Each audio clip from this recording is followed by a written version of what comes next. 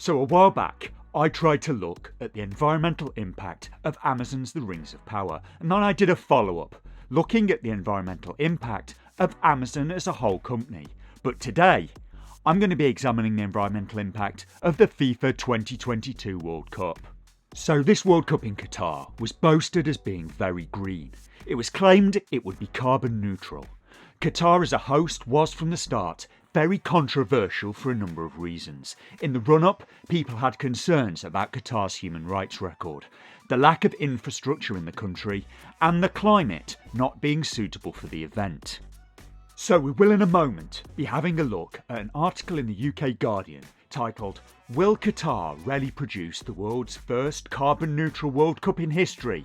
And spoiler, the answer appears to be no. Quite the reverse it seems. It may actually be the most polluting World Cup in history.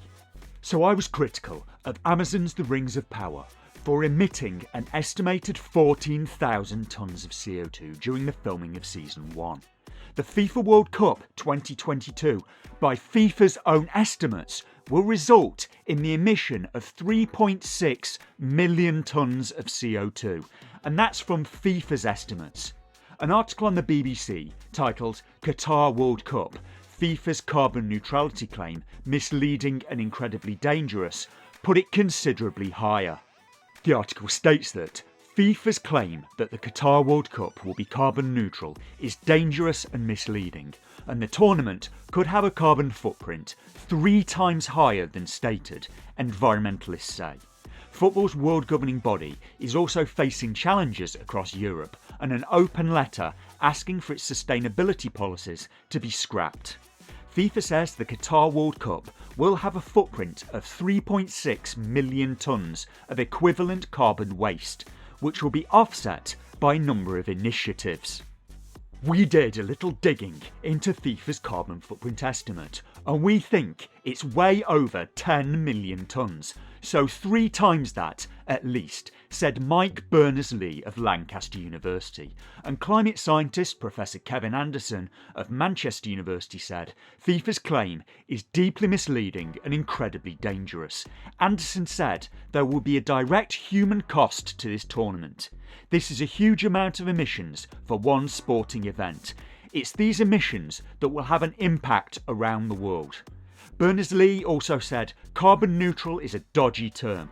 The offset scheme the World Cup has chosen doesn't remove carbon from the atmosphere, so it's a bogus term. It's very misleading to call this a carbon neutral World Cup. They're not even removing carbon to compensate. In the Guardian article they state, organisers say the event will be net zero, but reaching that conclusion requires some very creative accounting. The hosts have promised the first carbon neutral World Cup in history. In January 2020, in tandem with the sport's global governing body, the Qataris unveiled their sustainability strategy. From the beginning, our preparation efforts for Qatar 2022 have been undertaken with the goal of building a sustainable and lasting legacy, declared Abdul Rahman Al Mufta. The sustainability initiatives we've implemented in our projects contribute to Qatar National Vision 2030 and will also have a positive impact on the way future World Cups and other large-scale sporting events are organised around the world, he promised. But how will they realise this landmark moment in the 92-year history of the competition? Given the manpower and disruption involved in delivering a World Cup in the Gulf Desert Peninsula, there have to be questions about how achievable this is. In June 2021, FIFA produced a report suggesting 3.6 million tonnes of carbon dioxide will be produced during the tournament. That's more than what some countries release in a year, and 1.5 million tonnes more than the total produced at Russia 2018.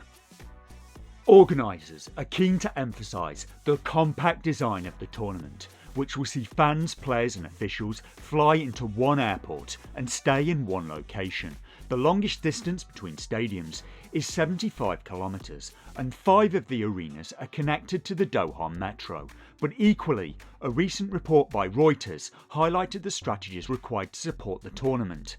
An elite corps of groundskeepers now maintains 144 green lush fields, 8 stadium pitches and 136 training grounds. They blast chilled air through nozzles directly at the turf, tending luxuriant patches of green dotted among the dun or grey of Qatar's desert and concrete. Qatar flies in 140 tonnes of grass seed annually from the United States on climate-controlled aircraft, and pitches are watered with desalinated seawater in an energy-intensive process, burning the country's wealth of natural gas. Each pitch requires 10,000 litres of desalinated water daily in winter and 50,000 litres in the summer. Desalinisation is not exactly environmentally friendly. The energy consumption of seawater desalinisation is higher than traditional water supply solutions, quite a lot higher. From FIFA's estimates, 3/4 of the carbon footprint of the event is international air travel, accommodation and permanent venue construction. But not all of the stadiums, it seems, are permanent. Stadium 974 is allegedly already being taken apart. It will soon be dismantled after hosting 7 matches in 2 weeks at Qatar 2022. This is part of the net neutral claim. The stadium can be taken apart and sold to another country to prevent them having to build one from scratch. And what could be more environmentally friendly than taking apart a whole stadium and moving it to another country? Well, they could just house the World Cup in a country where there are already enough stadiums.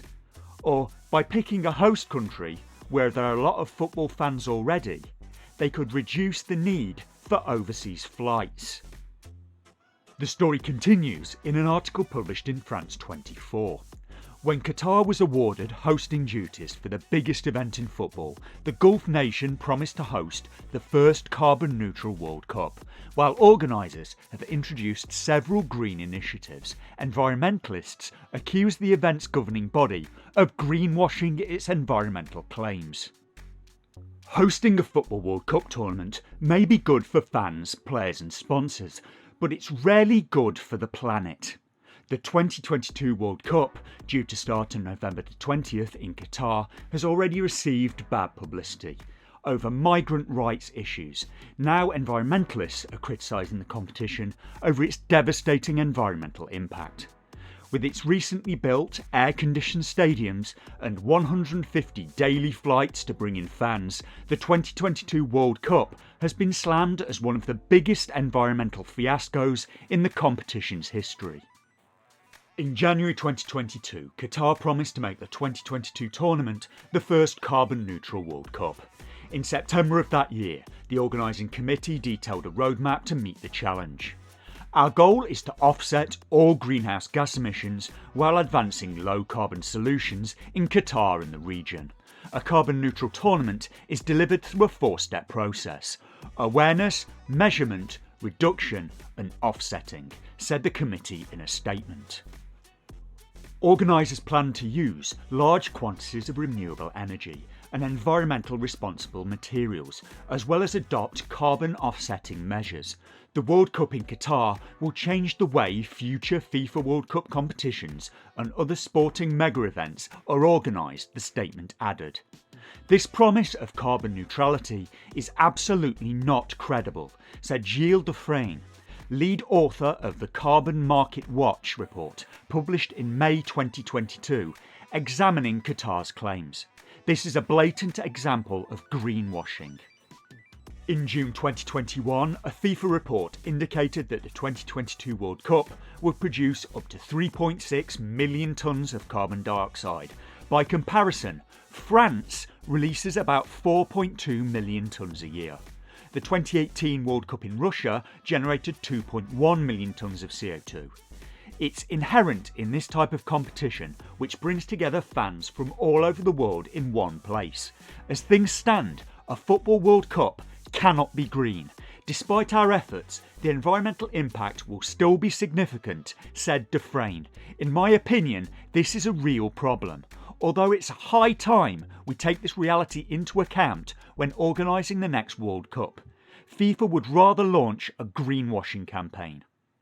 That's right. According to this article in France 24, the FIFA World Cup 2022 has a comparable carbon footprint to what the entire country of France emits in a calendar year.